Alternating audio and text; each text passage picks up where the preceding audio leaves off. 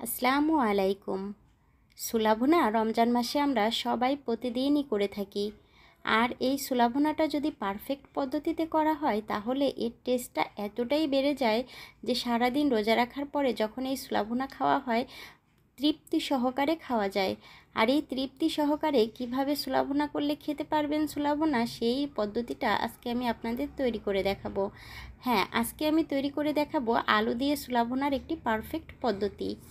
এই সুলাভুনাটা তৈরি করার জন্য এখানে আমি 1 লিটার পরিমাণে পানি নিয়েছি। পানির মধ্যে নখটা ডুবালে পুরো নখটা ডুবে যাবে, ঠিক এতটুকু পরিমাণে পানি নিতে হবে। আর এই পানির মধ্যে আমি দিয়ে দিচ্ছি 2 কাপ পরিমাণে সোলা বুট। এখানে আমি 1 লিটার পানির মধ্যে আমি হাফ লিটার পরিমাণে সোলা ভিজিয়েছি, অর্থাৎ সোলা যতটুকু নেবেন তার থেকে ডাবল পানি নিতে হবে। আর এই সোলাগুলোকে আমি 3 ঘন্টা এভাবে ভিজিয়ে রেখেছি। 3 ঘন্টার মধ্যে আমি 3 বার পানিটা বদলিয়ে দিয়েছি, 1 ঘন্টা পর পর পানি বদলিয়ে দিয়েছি। এতে করে সোলার মধ্যে যে একটা কালো কালো পানি থাকে ওটাও চলে গিয়েছে, আর একটা কাঁচা গন্ধ থাকে সেটাও চলে গিয়েছে। এবার আমি এই ছোলা ভুনাটা করবো যেহেতু আলু দিয়ে, তাই এখানে বড় সাইজের একটা আলুকে ছোট ছোট করে কেটে নিয়েছি। সব কিছু আমার রেডি। এবার আমি ছোলাগুলোকে সিদ্ধ করে নিব। প্রথমে আমি একটি প্যানের মধ্যে আলুগুলো দিয়ে দিলাম, আর সেই সঙ্গে ছোলাগুলোকেও দিয়ে দিলাম। ছোলা এবং আলু দেওয়ার পরে এবার আমি দিয়ে দিচ্ছি এখানে 4 কাপ পরিমাণে পানি। যেহেতু আমার ছোলা এবং আলু মিলে 3 কাপ হয়েছে, তাই আমি 4 কাপ পরিমাণে পানি দিয়েছি, 1 কাপ পানি বেশি দিয়েছি। এবার আমি দিয়ে দিলাম 1 টেবিল চামচ পরিমাণে হলুদের গুঁড়া আর 1 টেবিল চামচ পরিমাণে লবণ। ভালো করে সব কিছু নেড়ে চেড়ে মিশিয়ে নিচ্ছি। তারপরে ঢাকনা দিয়ে ঢেকে এটাকে মিডিয়াম ফ্লেমে আমি ঠিক 30 মিনিট রান্না করব। 30 মিনিটের মধ্যে পুরো পানিটা শুকিয়ে যাবে আর ছোলাটা পারফেক্টভাবেও সিদ্ধ হবে। ঠিক 30 মিনিট পরেই আমি ঢাকনাটা তুলেছি। দেখুন কতটা পারফেক্টলি আমার ছোলাগুলো সিদ্ধ হয়েছে, একটুও পানি নেই, পানিটা পুরো শুকিয়ে গিয়েছে। আপনারা যদি অতিরিক্ত পানি দেন এই ছোলা সিদ্ধ করতে এবং পানিটা পরে যদি ফেলে দেন তাহলে কিন্তু ছোলার যে একটা অরিজিনাল ঘ্রাণ, ওই ঘ্রাণটা চলে যাবে। যাই হোক, এবার রান্নায় চলে এসেছি। চুলায় আমি একটি প্যান বসিয়ে প্যানের মধ্যে দিয়ে দিলাম 1/4 কাপ পরিমাণে সয়াবিন তেল। তারপরে আমি দিয়ে দিয়েছি এখানে 2 টুকরো দারচিনি এবং 2টো এলাচ, সুন্দর একটা ঘ্রাণের জন্য। কিছু সময় লো ফ্লেমে একটু নেড়েচেড়ে ভেজে নিয়ে দিয়ে দিলাম এখানে আমি 2টো পেঁয়াজ কুচি। পেঁয়াজ কুচিটা দিয়ে পেঁয়াজটাকে আমি হালকা একটা গোল্ডেন কালার করে ভেজে নিয়েছি। কিছু সময় পরে এখন আমি দিয়ে দিচ্ছি এখানে 1 টেবিল চামচ পরিমাণে রসুন বাটা, আর দিয়ে দিচ্ছি এখানে হাফ টেবিল চামচ পরিমাণে লবণ, অর্থাৎ স্বাদ অনুযায়ী লবণটা দিবেন।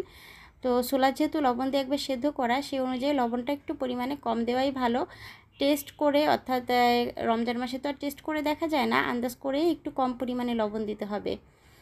তারপরে এখানে আমি দিয়ে দিচ্ছি হাফ টেবিল চামচ পরিমাণে গরম মশলার গুঁড়া, হাফ টেবিল চামচ পরিমাণে হলুদের গুঁড়া, হাফ টেবিল চামচ পরিমাণে ভাজা জিরার গুঁড়া, আর দিয়ে দিচ্ছি এখানে আমি হাফ টেবিল চামচ পরিমাণে লাল মরিচের গুঁড়া। লাল মরিচের গুঁড়াটা আমি একটু কম পরিমাণে দিয়েছি, কারণ আজকের এই রেসিপিতে আমি আরেকটা স্পেশাল জিনিস ব্যবহার করব, সেটা আমি আপনাদেরকে পরে দেখিয়ে দিচ্ছি। তো এখানে এই মশলাগুলো দেওয়ার পরে খুব ভালো করে নেড়ে চেড়ে কষিয়ে নিলাম। মশলা দিয়ে সুন্দর একটা ভাজা ভাজা ঘ্রাণ বের হয়ে এসেছে, তেলগুলো একটু উপরের দিকে উঠে এসেছে। এই পর্যায়ে দিয়ে দিলাম এখানে আমি একটা টমেটো কুচি। টমেটো কুচিটা দিলে ছোলাটা খেতে কিন্তু খুব ভালো একটা টেস্ট আসে, অবশ্যই টমেটো কুচিটা দেওয়ার চেষ্টা করবেন। এরপরে একটু ভালো করে নেড়ে চেড়ে সব কিছু মিলিয়ে নিলাম। সব কিছু সুন্দরভাবে কষানো হয়ে গেলে এবার আমি আগে থেকে রেডি করে রাখা ছোলা এবং আলুগুলোকে দিয়ে দিয়েছি এবং অনবরত নেড়েচেড়ে এই তেলের উপরেই আমি ভাজতে থাকবো। কিছু সময় ভেজে নিয়েছি। এখন আমি দিচ্ছি স্পেশাল মরিচ, অর্থাৎ নাগা মরিচ। এই নাগা মরিচটাই এই ছোলা বোনার স্বাদটাকে দ্বিগুণ করে তুলবে। নাগা মরিচটাই খুব সুন্দর একটা ঘ্রাণ, অসম্ভব সুন্দর এই ঘ্রাণটা আপনি যদি ছোলা ভুনার মধ্যে অ্যাড করে দেন, এই ছোলা ভুনাটা খেতে যে কতটা টেস্টি হবে, একদিন আমার এই রেসিপি ফলো করে তৈরি করলেই সেটা বুঝে যাবেন। অনবরত নেড়েচেড়ে সুন্দরভাবে ভেজে নিয়েছি। দেখুন কোনো ধরনের রস নেই, একদম তেলের উপরে ভাজা ভাজা হয়েছে, তেলগুলো উপরের দিকে উঠে উঠে এসেছে। এই পর্যায়ে আমি এটাকে নামিয়ে নিয়েছি। একটা সার্ভিং বলে আমি সার্ভ করেছি। এবার আমি এটাকে ডেকোরেশন করব। ডেকোরেশনের জন্য উপর থেকে আমি কিছুটা টমেটো কুচি দিয়ে দিচ্ছি, তারপরে আমি কিছুটা শসা কুচি এখানে দিয়ে দিব, আর দিয়ে দিব আমি এখানে কিছুটা গাজর কুচি। আপনারা আপনাদের পছন্দ অনুযায়ী সালাদ দিয়ে ডেকোরেট করতে পারেন। সব কিছু সুন্দরভাবে সাজিয়ে দিয়ে উপর দিয়ে আমি কিছু ফ্রেশ ধনিয়া পাতা কুচিও ছিটিয়ে দিলাম সুন্দর একটা ঘ্রাণের জন্য। আর সবশেষে আমি একটি নাগামরিচের অর্ধেকটা পরিমাণ উপরে দিয়ে সুন্দরভাবে সার্ভ করেছি। আশা করি আমার এই সুন্দর রেসিপিটি আপনাদের ভালো লেগেছে। রেসিপিটি ভালো লাগলে অবশ্যই চ্যানেলটাকে সাবস্ক্রাইব করে পাশে থাকার অনুরোধ রইল। ভালো থাকবেন। আল্লাহ হাফেজ।